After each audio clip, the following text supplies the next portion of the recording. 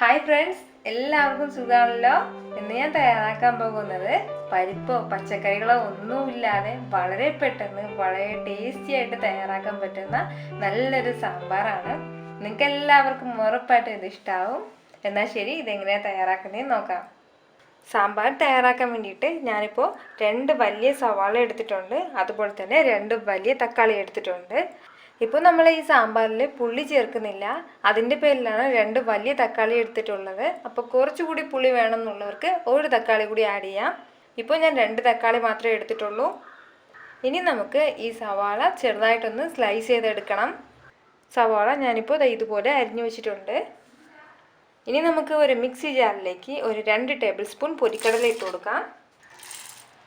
ഇതിൻ്റെ കൂടെ 1 teaspoon full പെരിഞ്ജീരകം കൂടി ചേർത്ത് കൊടുക്കാം. ഇത് രണ്ടും നല്ലതുപോലെ മിക്സിയിലൊന്ന് പൊടിച്ചെടുക്കാം. കടല ഞാനിപ്പോൾ ഇതുപോലെ പൊടിച്ചെടുത്തിട്ടുണ്ട്. ഇതിലിനി കുറച്ച് വെള്ളം കൂടി ചേർത്ത് നമുക്കിതൊന്ന് മിക്സ് ചെയ്ത് വെക്കാം. ഇതിലേക്ക് ഒരല്പം വെള്ളം ചേർത്ത് കൊടുത്ത് മിക്സ് ചെയ്തെടുക്കാം. ഇതുപോലെ മിക്സ് ചെയ്ത് മാറ്റിയിട്ടുണ്ട്. ഇനി നമുക്ക് കറി തയ്യാറാക്കി തുടങ്ങാം. പാൻ നല്ലതുപോലെ ചൂടായിട്ടുണ്ട്. ഇതിലേക്ക് ഞാനിപ്പോൾ 2 ടേബിൾ സ്പൂൺ ഓയിൽ ഒഴിച്ച് കൊടുക്കുകയാണ്. ഓയിലൊന്ന് ചൂടായി വരുമ്പോഴത്തേക്കും അതിലേക്ക് നമുക്ക് 1/2 ടീസ്പൂൺ കടുക് ഇട്ട് കൊടുക്കാം. കടുക് പൊട്ടി വരുമ്പോഴത്തേക്കും നമുക്ക് കറിവേപ്പിലയും 2 വറ്റൽമുളകും ചേർത്ത് കൊടുക്കാം. ഇനി ഇതിലേക്ക് നമ്മൾ നേരത്തെ അരിഞ്ഞു വെച്ചിരുന്ന സവാള ചേർത്ത് കൊടുക്കാം. നല്ലപോലെ ഒന്ന് വഴറ്റി കൊടുക്കാം. കുറച്ച് ഉപ്പ് കൂടി ചേർത്ത് വഴറ്റുകയാണെന്നുണ്ടെങ്കിൽ പെട്ടെന്ന് വഴറ്റി കിട്ടും. ഈ അളവിൽ കുറച്ച് ഉപ്പ് ഞാൻ ചേർത്ത് കൊടുക്കുകയാണ്. ഒരു ലൈറ്റ് ഗോൾഡൻ കളർ ആവുന്നത് വരേക്കും ഒന്ന് വഴറ്റിയെടുക്കണം.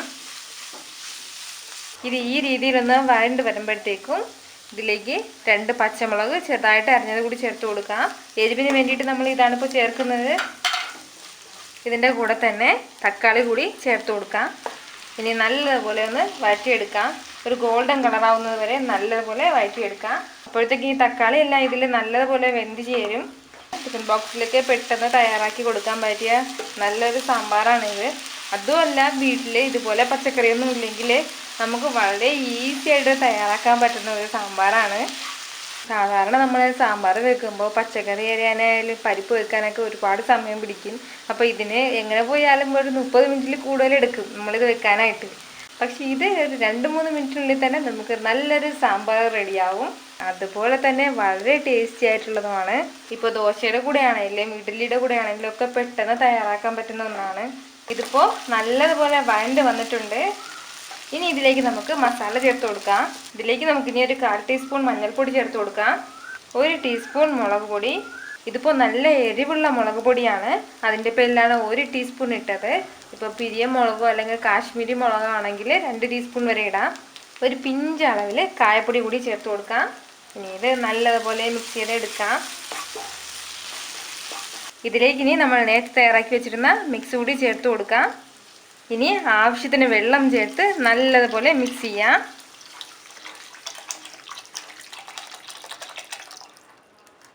ഇനി ഇതിലേക്ക് ഞാൻ കുറച്ച് ഉപ്പ് കൂടി ചേർത്ത് കൊടുക്കുകയാണ്. നേരത്തെ നമ്മൾ കുറച്ച് ഉപ്പ് ചേർത്തിട്ടുണ്ടായിരുന്നു, അപ്പോൾ അത് നോക്കിയിട്ട് വേണം ഉപ്പ് വേണമെങ്കിൽ ചേർത്ത് കൊടുക്കാനായിട്ട്. ഇപ്പോൾ റെഡിമെയ്ഡ് സാമ്പാർ പൗഡർ കയ്യിലുണ്ടെങ്കിൽ അതിൽ 1 ടീസ്പൂൺ സാമ്പാർ പൗഡർ കൂടി ചേർത്ത് കൊടുക്കുകയാണെന്നുണ്ടെങ്കിൽ കുറച്ചുകൂടി നല്ല ടേസ്റ്റ് ഉണ്ടാവും. ഇപ്പോൾ ഈ സാമ്പാറിൽ ഞാൻ ഇത്രയും മാത്രമേ ചേർക്കുന്നുള്ളൂ. നല്ല തിക്കായിട്ട് വന്നിട്ടുണ്ട്. ഇനി ഇത് 1 മിനിറ്റ് നേരത്തേക്ക് ഒന്ന് അടച്ചു വെച്ച് തിളപ്പിക്കണം. 1 മിനിറ്റ് അടച്ചു വെച്ച് തിളപ്പിച്ചിട്ടുണ്ട്. നല്ല മണമൊക്കെ വരുന്നുണ്ട്. ഇതിലേക്ക് നമുക്കിനി കുറച്ച് മല്ലിയില കൂടി ചേർത്ത് കൊടുക്കാം. നമ്മുടെ സൂപ്പർ ടേസ്റ്റി ആയിട്ടുള്ള സാമ്പാർ റെഡി ആയിട്ടുണ്ട്. നല്ല തിക്കായിട്ടുള്ള സാമ്പാർ റെഡി ആയിട്ടുണ്ട്. ഉറപ്പായിട്ട് നിങ്ങളിതെല്ലാവരും ട്രൈ ചെയ്ത് നോക്കണം. വളരെ പെട്ടെന്ന് തന്നെ വീട്ടിൽ തയ്യാറാക്കാൻ പറ്റുന്നതാണ്. കുട്ടികൾക്കൊക്കെ സ്കൂളിൽ ടിഫിൻ ബോക്സിൽ കൊടുത്തുവിടാൻ പറ്റുന്ന നല്ല ടേസ്റ്റി ആയിട്ടുള്ള സാമ്പാറാണ്. അപ്പോൾ നിങ്ങളിത് ട്രൈ ചെയ്തതിന് ശേഷം എൻ്റെ കമൻസ് എന്നെ മറക്കാതെ അറിയിക്കണം.